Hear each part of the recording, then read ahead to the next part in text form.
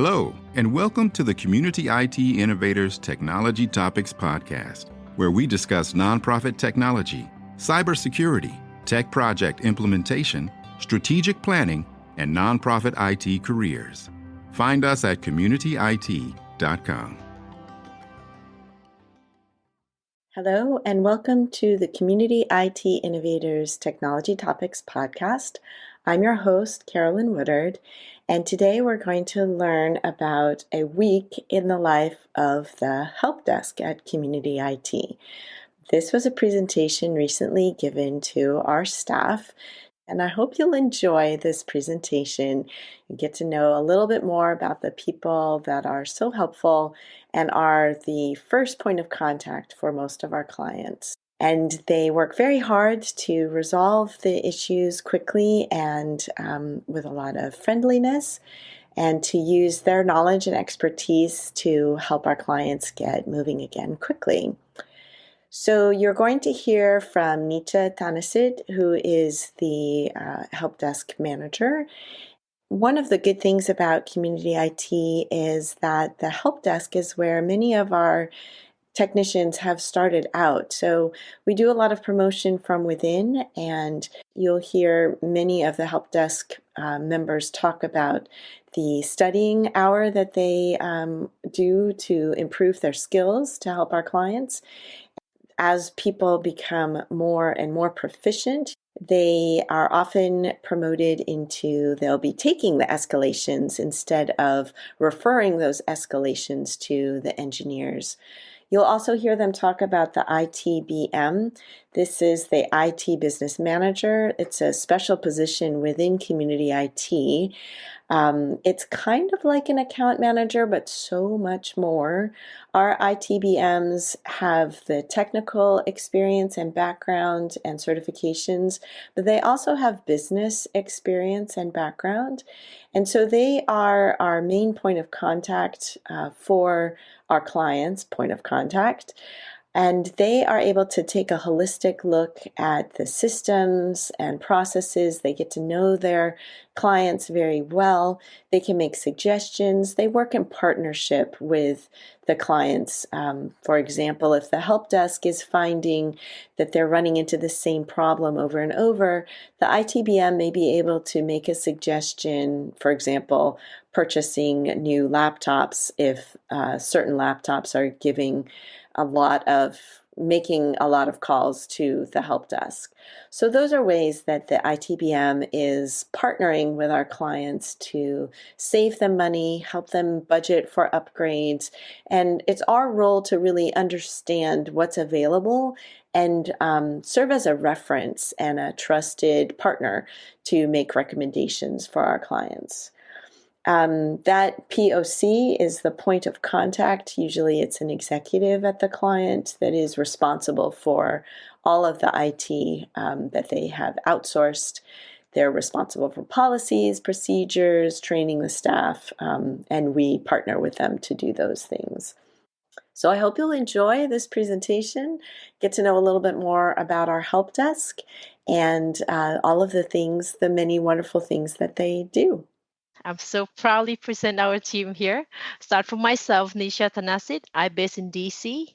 So now let's see the adventures of a week at the help desk. How does it look like? This is the agenda for today. We're going to talk about the purpose of the team, meet the team, and the help desk shift schedules, and weekly highlights that, each member going to walk you through that. The purpose, is always nice to remind everyone. This is, our purpose of the team to resolve client incidents and restore services as quickly as possible, fulfill client service requests, provide excellent customer service to our clients. And yes, and who are, in our team, and Deshaun Alton, based in Maryland, Vivel Cool, based in Maryland, Mason Singh from ITBD, based in India. Ian Lash, based in Florida. Kayla Servant, based in Virginia. Daniel Pear, based in Alabama. Sally Ubana from ITBD. based in India, and Charles Jar from ITBD based in India. And this is our work schedules look like, covering from 8 a.m. to 9 p.m. Eastern Time Zone, Monday through Friday. We provide 3 supporting channels via a chat, a call, or an email. And now we're gonna see how our week gonna look like. So let's start from Monday. All right. Hello, everyone. It's Monday morning, 8 a.m. I begin the day by saying good morning to Deshawn, logging into all of our applications, and checking the help desk board and hot board for any emergency tickets. I also check and confirm that the managers for the help desk and hot boards have been updated automatically. This morning, I found a ticket that was submitted from a user requesting assistance with resetting their password. We consider these kind of requests urgent, so I go ahead and assign myself to work on it immediately. However, the ticket was submitted from the user's personal email account, and because of this, the ticket's not yet authorized. And because this request involves restoring account access, we must make sure to validate the identity of the person making the request to prevent any potential account compromisation. With it being before 9 o'clock a.m., most of the point of contacts and security authorizers have not started work for the day and are not available yet.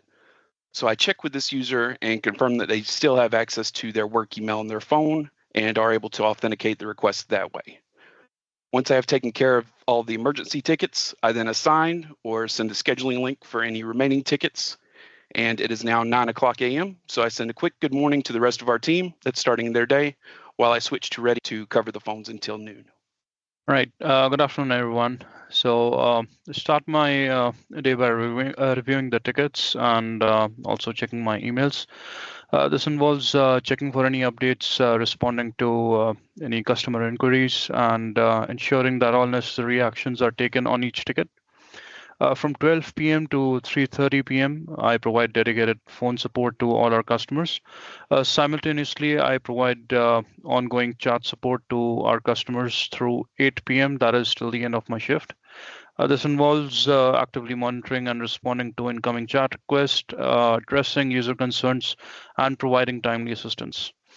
When providing chat support, I encountered a user experiencing slow computer performance. I checked for any unwanted software installed, as well as any startup programs that can be disabled. I deleted the cookies and cache as well. Although when troubleshooting the issue, I discovered that this user had reported the problem multiple times in the last 1 month. Recognizing the recurring nature of this issue and its potential impact on the user's productivity, I followed the established protocol and escalated this issue as a problem ticket to the asset team for further investigation and resolution. Thank you. Hi, everybody. So it's Tuesday, and I just signed in to cover the phones and the chats. I also said good morning to Daniel, as we do every morning. And then later on, I get a call.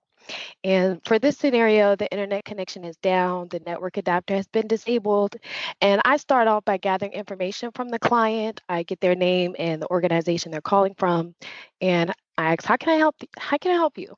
And they say, I can't see my Wi-Fi, or I can't connect to the Wi-Fi. I only see airplane mode available. And with this information, I create a ticket and assign them as the contact, and I start troubleshooting the issue. I want to know, when did this happen? Did they run any updates? Have they switched locations? And they say, yeah, I did update my computer yesterday. And since I'm not able to connect to the computer remotely, I have to figure out, why did this happen? And so I walk them through using the network troubleshooter to check for errors, and it tells us the network adapter has been disabled. So now with this information, I'm able to walk them through how to re-enable their network, and they're super excited to browse the internet, reconnect to their work-related applications. But I want to make sure that their Windows updates have been fully installed, and reboot the computer to make sure that they can connect on their next reboot. And after that, I asked, is there anything else I can help them with? And they just kind of want to know what happened. And I just explained to them that the updates may have disabled their network adapters, but we were able to turn them back on and ensure that they're connected. And the client agrees, we can close the ticket. The next call that I get, the internet connection is down, and I'm going to talk about how to escalate this ticket. So I still begin by gathering information from the client. I get their name, the organization, and most of the time they have a helpful description. In this case, it might be a point of contact calling or someone who can give us more information about the site, whether the power is out or network appliances have been unplugged. But for this particular scenario, it was a POC who called in and was able to remember a check-in they had with their IT business manager. And with this information, I'm able to create a ticket and assign them as the contact. And I also want to share this major incident with the rest of the team in case another staff member calls in about the same issue. After that, I log in and I can begin to live escalate this ticket and share it with the advanced support engineers. And so the live escalation is going to include the client information, the name, service ticket number is going to include that the internet is down for the entire site. Following that, I can go ahead and escalate the ticket. I can provide more information through the internal notes for asset. I can send a client notification email to the point of contact, and then I can unassign myself, change the priority, and follow up on the resolution. And now it's time for my break. All right, so it's Tuesday afternoon. I process computer setups following our documented procedures. So most of the computer setups go to Mustafa. And so computer setups are pretty much straightforward. But sometimes when the request is a little bit tricky, I jump in to help Mustafa with the request. And also, finally, when I do ticket triage, I screen the whole help desk board for any misplaced tickets. And so what I mean by that is like if I see a ticket, so I screen for all the active tickets on the help desk board. So if I see a ticket that is not assigned to anybody, I get a ticket, I read it, and I see what team can better handle the ticket. So if it's the help desk that can work on it, I assign it to someone on the help desk, or I'll move it to another team board. And I would say also this is like my main task as a help desk coordinator is like to route tickets to each team to see and to process the tickets accordingly. So after I'm done vetting the board and everything looks good on the help desk board, so I go ahead and work on my request assigned to me because yes, I don't spare myself. I also assign tickets to me. And then I log into the call center with to help with the incoming calls. And that's pretty much how my day goes. Thank you. Hey everybody, it's Tuesday and time for our team huddle. I'm joined by my bright-eyed help desk team, of course, with big smiles, and we usually start alphabetically. For 30 minutes, we take our time just to talk about any service tickets or incident tickets we've been working on or anything we'd like to share to the group. After the team huddle, my scenario is I've been assigned a security incident where an email account has been compromised. My first step is to check the sign-in logs and device information in Azure portal. I've called the user and verified the same information. I've also helped the user reset passwords and update their MFA. I've helped them check and rectify any unknown rules in Outlook and check for mass email sent. In the case of not being able to reach the user, I will reach out to the POC and get authorization to reset the password and disable any rules that the user never created. At this point, my notes are added and I begin escalating the ticket, changing the status to new and the priority as escalation.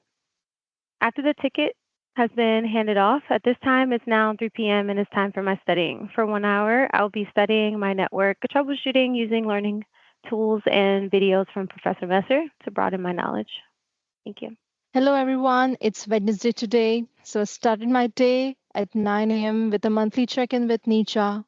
After the meeting, a call landed on my 5/9, so I took the call. User said that he is having an issue with an Outlook, getting an error, Outlook not responding. So here, I would follow the troubleshooting process by identifying the problem and then established a theory of probable cause. Then test the theory to determine the cause. After establishing a plan of action, if I needed to access their computer, I would ask them to close all the sensitive data open and get their consent before access. After that, I would implement the solution and test the functionality. Thank you. Hi, everyone. All right, so it's now Wednesday at 2 o'clock. Sally cannot make her 2 o'clock appointment and asks for help. I respond that I'll take the ticket. After reviewing the ticket, I'll start by checking approval and getting approval if needed to verify user identity. Then, guide them through the process of registering a new device. Everything seems to be working. I'll then ask them if they have any questions about MFA and how it works or why it is needed. Then I'll wrap up the call by asking if there's anything else I can help with. After that, it's study time. I'll use my 1-hour time block to study for my AZ 900 exam. During this time, I'm off phones and cannot be booked for client support. This time is crucial to develop a more robust skill set to better support our clients. It's now 4:50 and the day is closing for me. It's time to do my daily timesheets. I'll check that all my appointments are accounted for, as well as meetings and breaks. I want to pay careful attention that the times are correct so that billing is accurate. Thank you. And Thursday now, as usual, we have the team huddle again every Tuesday and Thursday. We share challenges or updates, among the team. Hello, everyone. It's Friday. So happy Friday. My shift begins at 1 and continues till 9 p.m., during which I focus on my regular responsibilities, taking call and working on my assigned tickets.